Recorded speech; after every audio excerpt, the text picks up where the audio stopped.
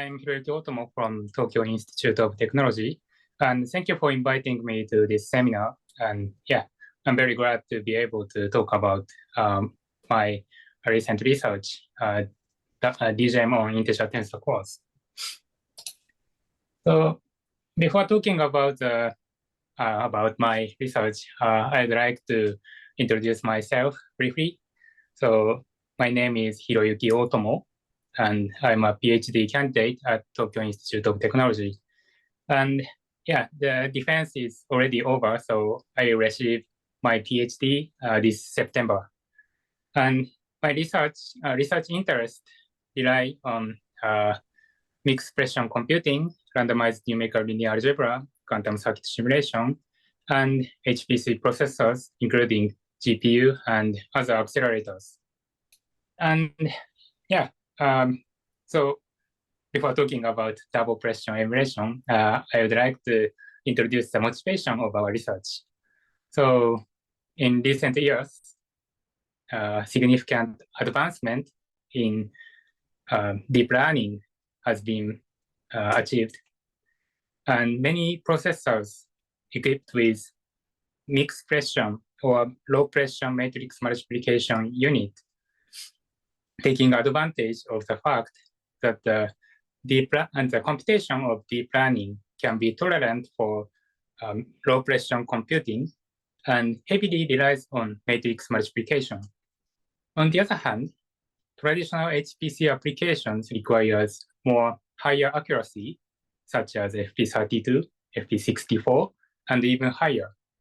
So there is a gap between the precision that deep learning hardware equipped with and HPC applications require. So yeah, we have a question as a motivation of our research. Can deep learning processors be used for HPC applications?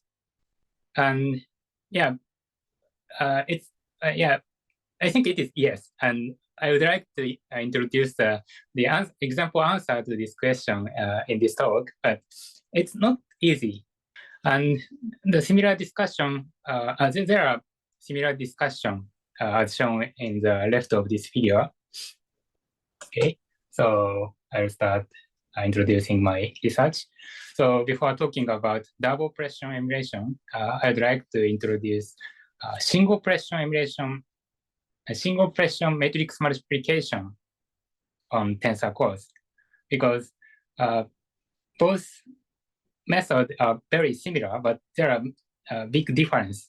And single precision emulation is more straightforward method, so it is easy to understand. So I will introduce single precision emulation first, and then introduce double precision. So first, what is NVIDIA Tensor Core? So NVIDIA Tensor Core is a mixed precision matrix multiplication and addition unit on NVIDIA GPUs. The input of the Tensor Core is low precision, such as FP16 or TF32, while the computation inside and output is FP32. And TF32 is one of the floating point formats, which has 8-bit exponent, the same as FP32, and 10-bit of mantissa, which is the same as FP16. And the throughput of Tensor Core is very fast. For example, on NVIDIA A100 GPU and H100 GPU, the throughput of TF32 input Tensor Core is about 7 to 8 times faster than FP32 computing unit. And FP16 Tensor Core is about 15 to 16 times faster than FP32 computing unit. So we would like to utilize this high throughput computing unit to improve the performance of HPC applications. And now we want to compute single precision matrix multiplication on tensor cores. But we have a problem. Can we compute SGEMM on tensor cores? The answer is unfortunately no. Because as I mentioned before, because the input matrices of the tensor core is low pressure, we need to convert the input FP32 matrices to low pressure. And this type conversion results in loss of accuracy in the resulting matrix. The accuracy is almost the same as half pressure. Our previous study proposes a method to refine the accuracy by preserving and utilizing the mantissa that is lost during the type conversion. This is what we call SGEMM emulation on tensor cores. This method provides matrix multiplication almost equivalent to single pressure on tensor cores. And the throughput is higher than the theoretical peak performance of FP32 computing unit. The left figure shows the accuracy of this method. The horizontal axis is matrix size, particularly the accumulation size. And the vertical axis is relative error. Smaller is better. So when using tensor core without emulation method, the accuracy is this green line, which is almost the same as half pressure. On the other hand, when using our SGEMM emulation method, the accuracy is orange, this orange hashed line, which is overlapped with the blue line, which is single pressure computation accuracy. So it means we can emulate single pressure. Right figure shows the throughput of this method. The horizontal axis is matrix size, and vertical axis is performance. And this black hashed line is the theoretical peak performance of the FP32 computing unit on A100 GPU. Our method, blue line and red line, outperforms this theoretical peak performance of FP32 computing unit on A100 GPU.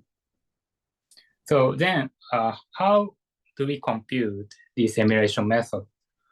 It is very simple. So we have now we have one FP32 value, and we split the mantissa of this value into two FP16 values, like this.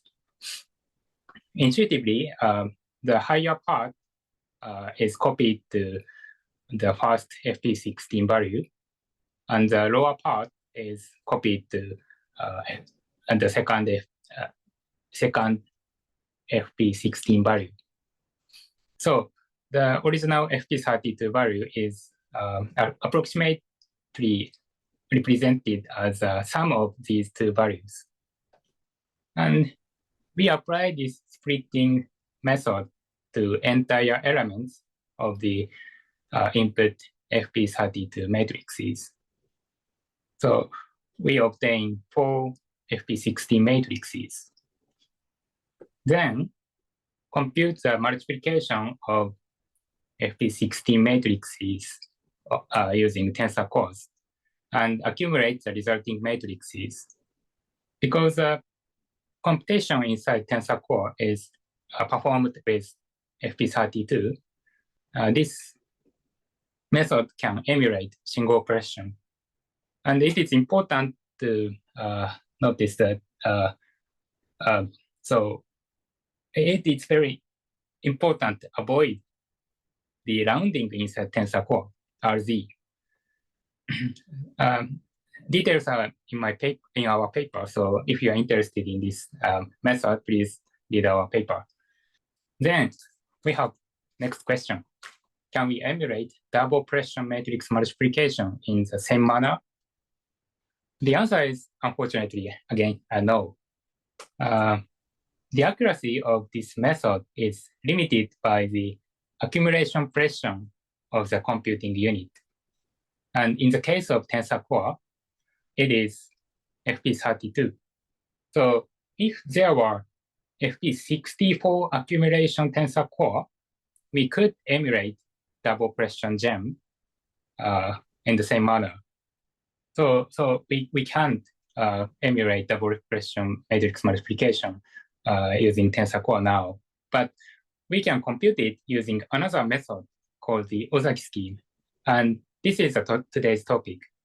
And paper is this one, so yeah, please read this one if you're interested in the detail. So next topic is a double precision matrix multiplication emulation on integer tensor cores. This is a accuracy and throughput result of the double precision matrix multiplication using integer tensor cores. Although I say double precision emulation, the Ozaki scheme does not emulate the floating point arithmetics. So the result is an example, and the accuracy depends on the input matrices, particularly the exponent distribution of the input matrices. The programs the Ozaki scheme is good at and bad at differ from the floating point computation. And left figure shows the accuracy of the Ozaki scheme and integer tensor core. So this problem is the Ozaki. The accuracy is almost equivalent to double precision computation in this example problem, which is the Ozaki scheme is relatively bad at. And the throughput is in the right figure. This black hashed line is the theoretical peak performance of FP64 on RTX 6000 Ada GPU. And our method outperforms this theoretical peak performance.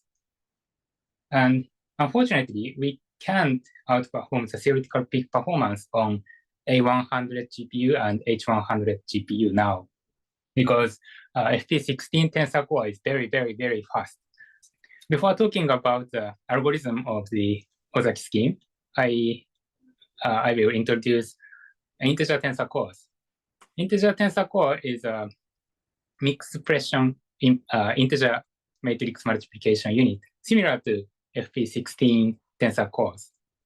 The input matrix is 8-bit integer, and while the computation inside and output is 32-bit integer. And the throughput of integer tensor core is 2 times higher than FP16 tensor cores. And this is an experimental result of the performance comparison. And this hardware is initially designed for the inference computation in deep learning. The Ozaki scheme is a high precision matrix multiplication algorithm using lower precision arithmetic proposed by Professor Ozaki, one of the co-authors of our paper. And yeah, he proposed this method about 10 years ago. Similar to the SGM emulation method on tensor cores, this method first split the input matrix into lower pressure matrices, and then multiply lower pressure matrices, and finally accumulate with high pressure. In the case of double pressure emulation, this accumulation is performed in FP64. The key distinction between the SGM emulation method and the Ozaki scheme is that no rounding error occurs during the multiplication of the low pressure matrices in the Ozaki scheme. In the case of SGM emulation method on tensor core, we split the input matrices to input them into tensor cores. In contrast, in the case of the Ozaki scheme, we split the input matrices so that no rounding error occurs during the multiplication. So how exactly do we split the input matrices to prevent rounding errors? Let's start with an example. Now we have 2x1 matrix A, where A1 is 1.81 times 10 to 5, and A2 is 2.82 times 10 to 3. We split the mantissa by 3 digits. In the case of similar method to the SGEMM emulation method, the matrix A is splitted into the sum of matrix A1 and A2 and A3. And A1 keeps these two values, and A2 keeps these two values, and A3 keeps these two values. But this is not the Ozaki scheme. The splitting of the Ozaki scheme is like this one. So in the case of Ozaki scheme, the matrix A is splitted into the sum of A1 plus A1 and A2 and A3 and A4. And A1 holds these two values, A2 holds these two values, and so on. The important point is that in the case of the Ozaki scheme, we split the mantissa while aligning the exponent. Now, why it is essential to align the exponent? To address this question, we need to gain insight into how rounding error occurs during the multiplication and addition of floating point values. Yeah, multiplication is easier than addition, so I will explain multiplication first. We now have two floating point values where the effective mantissa length is L1 and L2. The effective mantissa length, effective mantissa means from the most significant bit to the least non-zero bit. Okay. So in the case of multiplication, if we conduct this computation with full precision, the resulting mantissa and the length of the resulting mantissa is up to L1 plus L2 plus 1 bit. The rounding error occurs if L1 plus L2 plus 1 is larger than the mantissa length of the output format, L3, because we need to truncate the mantissa. And this means no rounding error occurs if L1 and L2 are small enough. Next addition. Now we have two values. The effective mantissa length is L1 and L2. In the case of addition, we first shift the mantissa of smaller value by the difference of the exponent, and then add the mantissa as an integer addition. So if we compute this calculation with full precision, the mantissa length of the output is up to this length. The rounding error occurs if this length is larger than the mantissa length of the output format, L3, because we need to truncate it. It means no rounding errors occurs if L1 and L2 and the difference of the exponent are small enough. So back to the Ozaki scheme.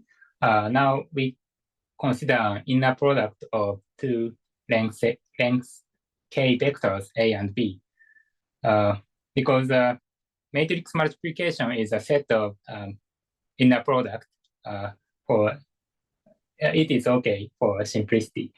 We can compute their inner product without rounding error if the mantissa length of all elements A and B are small enough, and the exponent of the resulting value of multiplication are close enough.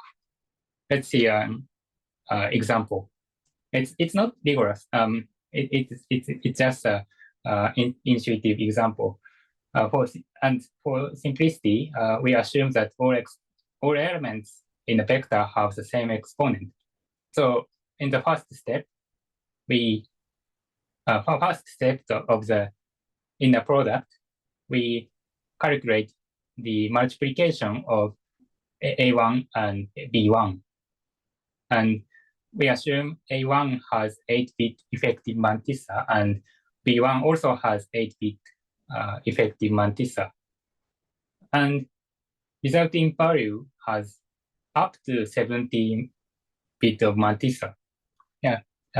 In the similar way, we calculate the multiplication of each element like this. And all resulting values has up to 17-bit of mantissa. And in the case of inner product, we sum up all elements. And because the exponent is very close, the mantissa length is becomes like this, 17 plus log 2k bit. So if 17 plus log 2k is smaller or equal to the mantissa length of the output format, no rounding error occurs during this inner product. This is a key idea of the Ozaki scheme. In Ozaki scheme, this is a summary of splitting mechanism. In Ozaki scheme, we split the mantissa so that no rounding error occurs during inner product computation. The SGEMM emulation method split mantissa like this, but in the case of Ozaki scheme, we split the mantissa while aligning the exponent. And if we split like this, we can compute the inner product in high pressure using lower pressure arithmetics. This is an overview of inner product computation by the Ozaki scheme. Now we want to compute the inner product of A and B. And in the Ozaki scheme, it can be computed by the sum of the inner products of these slices. And if we choose the mantissa length alpha appropriately, we can compute this low pressure inner product without rounding error. And alpha is appropriate. Alpha is can be calculated like this. I will explain the summary of the Ozaki scheme. In the Ozaki scheme, we first split the input matrices into lower pressure matrices using mantissa splitting while aligning the exponent. And then compute lower pressure, the multiplication of these low pressure matrices, and finally accumulate the resulting matrices with high pressure. The strong point of the Ozaki scheme is that this method can compute high pressure matrix multiplication by the accumulation of lower pressure matrix multiplications. And this method can be applied to arbitrary pressure gems. So we can compute FP, the double matrix multiplication using the Ozaki scheme. And weak point of this method is this method requires additional memory space to store split matrices. And it is typically large and not negligible. And more splits are required when the exponent distribution of the input matrix is very large. Okay, so I will introduce related work of the Ozaki scheme and tensor cores. So about 2 years ago, Mukunoki et al. From Weekend in Japan implement the Ozaki scheme using FP16 tensor cores. In their implementation, they first split the input matrix into FP16 matrices, and then compute the multiplication using FP16 tensor core. So the resulting matrices are in FP32. And finally, accumulate the resulting FP32 matrices in FP64. And this is a performance result of the implementation. The horizontal axis is the matrix size, and vertical axis is throughput. And black line shows the cuboid double pressure matrix multiplication, and red one and green one and blue one is the Ozaki scheme using FP16 tensor cores. Larger phi here means large exponent distribution. And in the case of the Ozaki scheme, when the exponent distribution is large, we have to split more. So more splitting is required. And it also increases the number of computations. So the throughput degrades. But the implementation is faster than cuboid double pressure GEMM. But there is a problem in the implementation. In fact, FP16 is inefficient for the Ozaki scheme for double pressure emulation because the effective mantissa length is about of the low pressure matrix is about 5 to 7 bit, whereas FP16 has 11-bit mantissa. So it is not efficient. And yeah, finally our method, the Ozaki scheme or integer tensor cores. So as I mentioned, Ozaki scheme split mantissa while aligning the exponent. Therefore, this low pressure matrix, low pressure vector, can be obviously represented as block float format. Block float format is a representation format of a group of floating point values.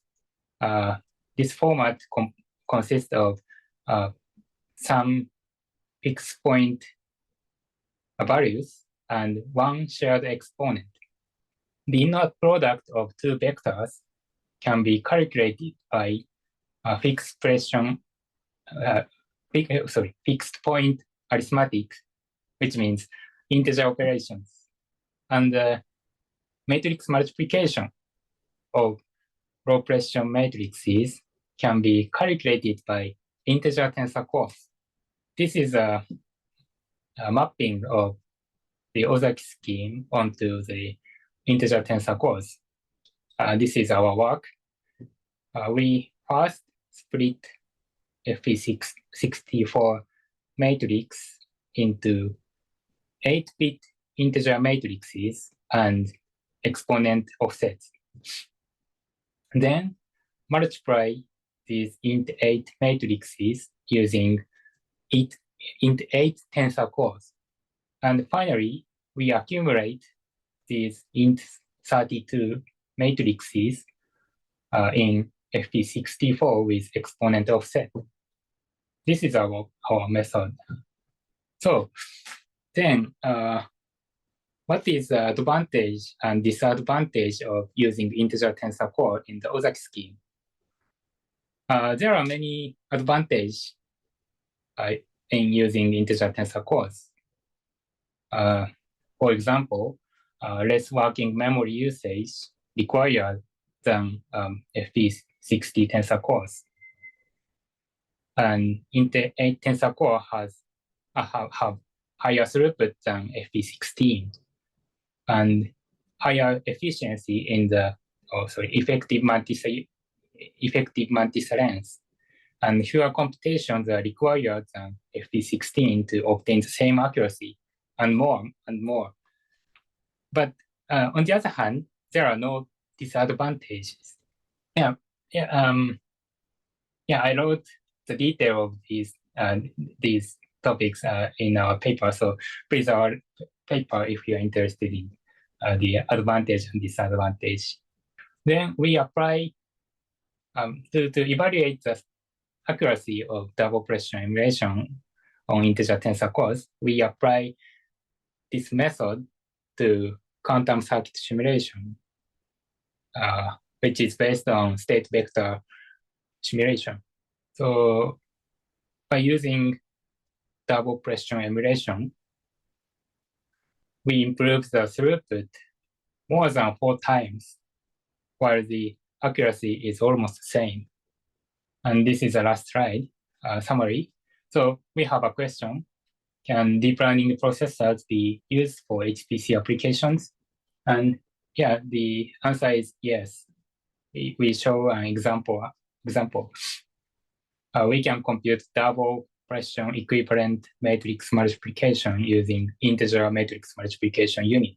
But more research is required to put the Ozaki scheme into practice because the Ozaki scheme does not emulate the floating point arithmetic, whereas most HPC applications are conducted by floating point. Yeah, that's all. Thank you. All right. Thanks a lot for this interesting talk. Yeah. The discussion is open. Are there any questions to the speaker? Okay, then I guess I'll start. So about the splitting overhead, I guess the overhead is one of the main reasons why at smaller matrices you fall behind in comparison with cuBLAS. So I'm guessing can you quantify this overhead? I mean, it's n squared versus n cubed. I understand that, but it depends on the prefactor, right? Sorry, I didn't prepare a slide. So this is my paper, our paper, and the overhead of. So your question is how much how much the overhead of this splitting, right? Mm-hmm. Yes. Okay. So the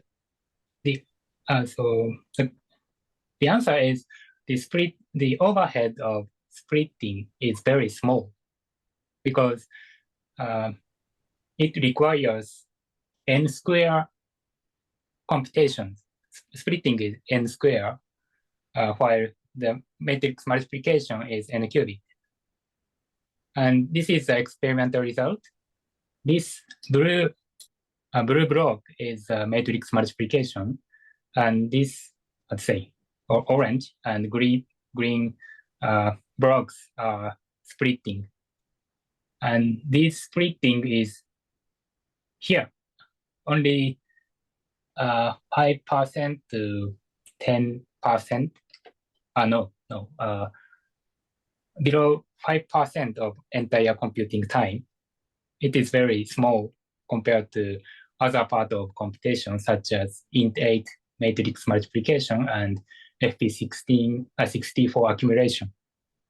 Okay, so what is the reason then that on your slide 10, which is still displayed on the right side of the screen, for small matrices, performance is bad? There was another figure later in the talk where this was also the case, where you compared with DGEMM and cuBLAS. Okay, I mean this one. Yeah, another one. I think I didn't take down the slide number. Yes, this one. This one.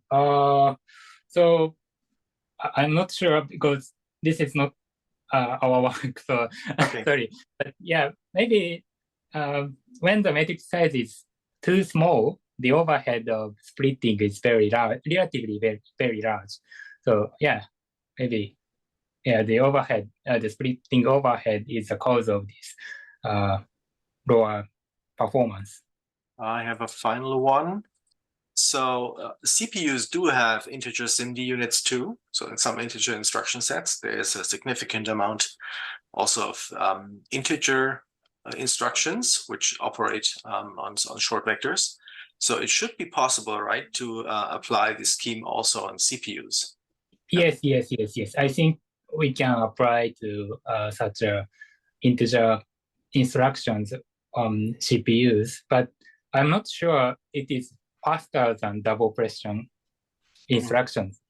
Yeah, that will remain. That remains to be seen. It's a different, it's a separate project. Sure. Okay. Any more questions from the audience? All right, then. Thanks a lot, Hiroyuki, for this interesting talk. Thank It you. will be published in due time on our YouTube channel. And thanks everyone for attending. See you next week for the next PerfLab seminar talk. Goodbye.